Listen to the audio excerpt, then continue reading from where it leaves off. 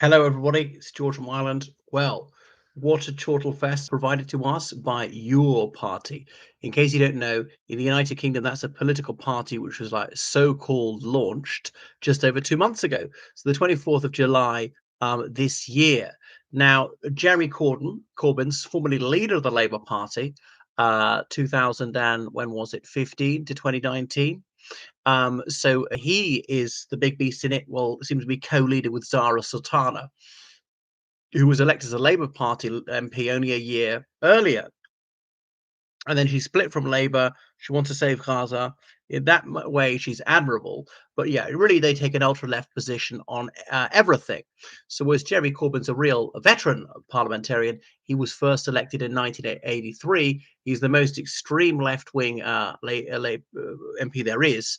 Now, for me, extreme is not necessarily a bad thing. And is he sincere in this? Does he practice what he preaches?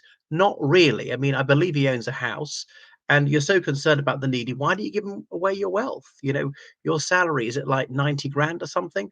To my knowledge, doesn't give away a penny of it. And he's not a man to hide his light under a bushel. He likes his holidays to Cuba, his rum, and so on. And if you are so moral and so merciful, so concerned with those less fortunate yourself, you can surely put your hand in your pocket and so forth, and wouldn't bring himself to condemn naked aggression against Ukraine by Russia. But that's another story. So they call this your party. It's not actually registered as a political party. They're trying to figure out the name. And here we are 2 months later, and they still haven't got a name. But it appealed a lot to a lot of disaffected Labour voters. So far left people, especially younger voters, were very deeply disappointed already. There's this disillusionment setting with Labour, which is failing to deliver. The NHS waiting lists are getting longer. Crime is getting worse. Illegal immigration is increasing, although actually left-wing voters think it's a good thing. And yeah, the economic growth is very limited. They cut that food to fuel allowance to pensioners. They seem to be changing that around. They haven't lifted the two-child benefit cap, and. So Labour's not delivering. Its pusillanimity is disappointing them. They wanted, red-blooded policies, really red, but it's not happening. Now, the obvious place for these people to go is the Green Party, which is not just environmentalist, but also ultra left. And so this was founded, and you remember Jeremy Corbyn, he's got this rock star status, and he was on that political stage in Glastonbury. So he somehow connects to people whom others can't reach. So he was always a zealous campaigner. And he's a highly effectual orator as well. It's not a talent that's appreciated very much these days because there tends to be soundbite politics. And okay, people hear you live, but we don't have hundreds of thousands of people turning up. And on the news, they'll give you 30 seconds max. But yeah, he was able to galvanize people, and that's why there's a bit of a youth quake for Labour in 2017. And remember those pro-Gaza MPs, all of them Muslim men, elected in constituencies with at least a significant number of Muslim voters, all previously Labour constituencies. They expressed an interest in joining your party as well. So that would give them 6 already, is that right? And they think there might be more defectors from Labour. But these people, and I have to votarize this, this is a family channel, they couldn't organize a knees up in a brewery.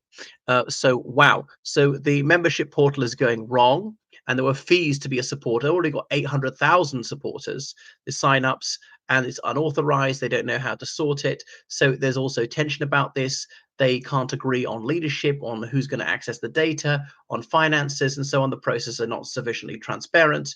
So Zara Sultana says that the other people involved in launching the party are doing so in an undemocratic way. They're not open about what's going on. People saying it's a sexist boys club and stuff like that. So wow, it's meant to be about grassroots support. It's meant to be bottom up. Powers start to the ordinary members and flow upwards. It's not the leaders of the power and then delegate downwards. So they can't think of a name yet. Your party is really just a placeholder until they come up with a proper name. I mean, I could come up with lots of them. Democratic Left, Social Justice Party. What was I going to say? Socialist Labour. I mean, that name was already taken.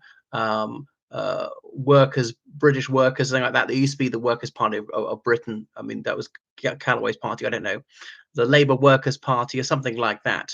What else? What else would you call it? So there are many possibilities. Some socialist and left probably got to be in there somewhere. Either one of those, maybe even both. Um, So they haven't even come up with a few possible names. So what else? So this doesn't bode well that they can't decide that on branding. They want to be avoid being accused with the actual Labour Party, and you can't have a name which is too close to the others, like a literal Democrat. Someone considers that to confuse people want to vote for Liberal Democrats, and the court said no, you're just trying to mislead people. It's to do with what like trademark law. Okay, so the local organizers are saying they cannot get data about local member to contact them. It's unclear who controls the money and the data. And obviously, with this general data regulation, this is an area which really matters. It's increasingly stringently enforced. So they're not able to organize locally, and they think, well, they can have some effect in like the local elections next year in England, maybe in the Scottish parliamentary election, the Welsh parliamentary election, and so forth. So it's losing momentum. It all started off so well. So unauthorized emails have been sent out. This could be a breach of data protection law and so on. So the fundraising hasn't been sorted out. And wow. So they don't know what their structure is going to be. When is their founding conference? We just don't know. So it'll slow down and people will get fed up and think this is just never going to happen. They will become demoralized and leave. So it started with such a burst of enthusiasm. I mean, 800,000 supporters. They weren't actual members. That's way more members than even the Labour parties at the moment. So it's just not credible. And to begin with, obviously, it was terrifying for Labour because opinion polls were going to show that your party would take up to 20% of the vote. I mean, that usually happens when a new party bursts onto the scene. Then things calm down. Can they really win? Do we really like them? And it's not quite mid-term for the governing Labour Party. And then one of the blindingly blatant things to do was your party to unite with the Greens and call it Green Left or something like that. And I believe the Greens didn't put up a candidate against Comrade Corbyn last time. They probably won't do that. I mean, they might simply not field candidates, but probably not merge into a single party. Or they could do an electoral pact. Whoever's best placed to win will stand. The seat that the Greens won or already placed quite well, they will stand. Seat that the Greens didn't even contest or placed very badly, they might say, okay, your party, you can put up a candidate there. Whoever's got the best chance to defeat, as they would see at the capitalist parties. But they're not doing that.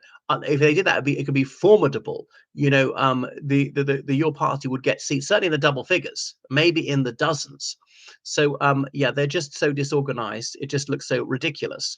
So Shokat Adnan Hussein, Ayub Khan, and Iqbal Muhammad, they're also the ones who seem to be tempted to join.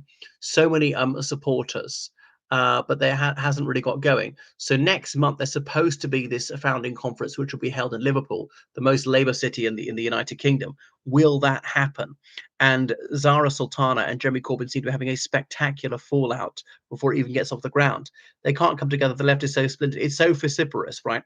So when the two leftists walk into a room, the first thing they decide is what's the basis of the next split.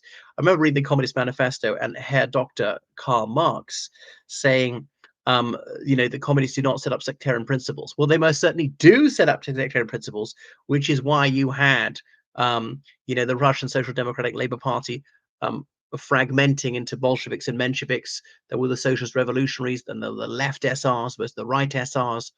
Within the Communist Party of the Soviet Union, Trotskyites and Stalinists, the anti-party group and so forth, and then Maoists and whatever. My goodness. Right. Thanks for watching my channel. Make sure you subscribe on Patreon and PayPal, georgecallan79@gmail.com. Goodbye.